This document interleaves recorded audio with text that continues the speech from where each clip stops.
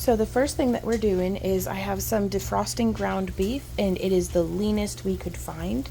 Like, this is a 96% lean, 4% fat ground beef that we are just browning up. So we cook the meat in like 1 or 2 pound batches at a time and then drain it to get any excess fat off of there. And so we're just keeping going with that. So we usually do about 1 batch of canning per month. Just any time I have 14 or so cans, enough to fill up the pot, I'll get them washed up, nice and sanitized as much as possible. I've read conflicting information about whether or not sanitizing jars before pressure canning is necessary, but I think it's a good habit to be in.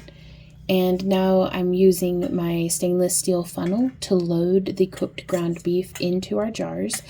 I don't know if this is wise or not, but I do kind of pack it in there and then add a little bit more. I figure the more food I can fit in the can, the more food I can store on the shelf. I'm adding a half teaspoon of salt to each of these pint jars. If I were doing a quart, I'd do a full teaspoon. And we've boiled some, freshly boiled some water, so it's piping hot, pouring it over the hot meat into the hot jars. And I want to leave about 1 inch of headspace, so I just bring it up to the bottom of where the threading on the jar ends. And I will be going through and poking it with a butter knife to try to let all the air bubbles out.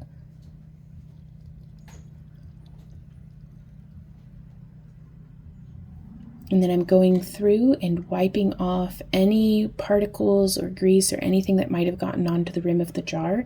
And I have boiled the lids, and that softens up the rubber. And now we're just adding the rings. Now whenever I do this, I get the lids down to what I call finger tight. And that is literally just as tight as I can get it with just one hand, just with my fingers, before the jar starts to turn. In this way, any air that's in the jar or anything like that can bubble up on out of it, and it holds the lid in place, but it's not forcing a seal that wouldn't normally, be happening. We want stuff to be able.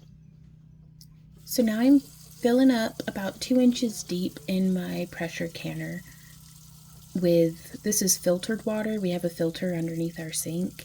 It's just an inline RV filter to remove most of the particulates.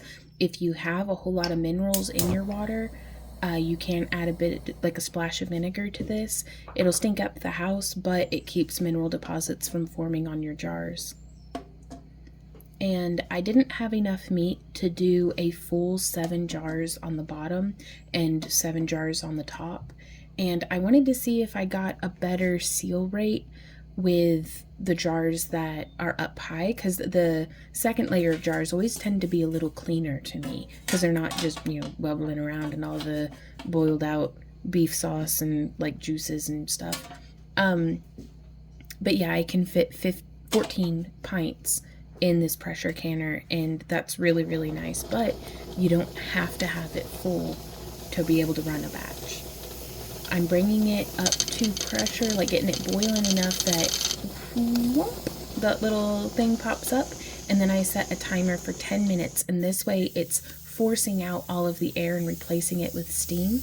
And when that has happened, I'm going to put the little weight on it. Now, there will be links down in the video description to where I have the instructions that I try to follow. I'm not very good at following instructions, but I still get the job done. So all of the particulars will be there in that link.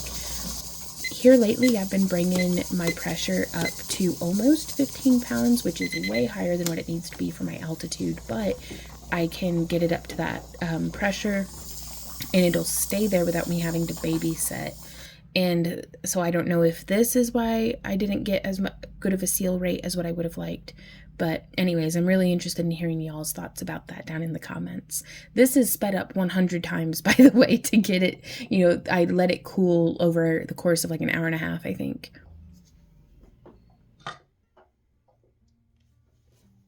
When it has reduced entirely in pressure, I can take the lid off. And we have some really, really hot jars of meat in there. That's some hot meat, y'all.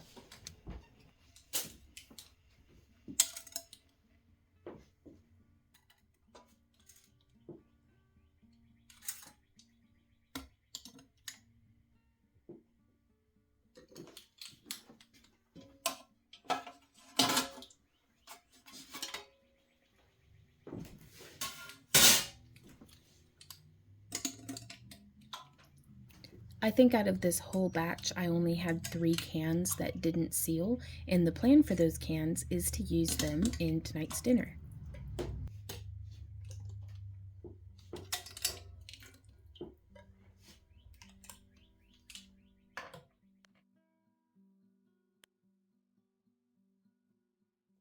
So you may be able to see, these are the jars that didn't seal. And I've put them into the fridge, but you can kind of see when the light hits it just so, how the fat got in between, especially over here. You can really see where the fat got between the seal and the jar. I know, baby. But, so I don't know if this is happening because I'm canning at too high of a pressure or what, but I'm going to go ahead and make taco like Frito pie out of these this evening. So I have 3 pint jars worth of the beef in here, and then I'm putting in like 4 heaping tablespoons of the taco seasoning, which if y'all are interested in me making a separate video about, I forget how many. I think that's at least 4. 3. Oh, I mean, a little more. If y'all want a recipe for this taco seasoning, let me know in the comments and I'll make a video about it for you guys. But I don't add any salt to the taco seasoning because I already salted the meat when I canned it. Ooh, this Dutch oven gets hot. But see how as the juices release from the meat, because it has a little bit of like a congealed broth in there with it, like a little bit of that little white there you can see is like some fat. I know, Z, it's delicious. I want some too. But that's going to thicken and do the flavoring. So you don't even really have to add any liquid to it, but I think I'm going to do a can of, we could do salsa, but I think I'm going to do these garlic fire roasted diced tomatoes. Okay, and so I'm just stirring in those tomatoes.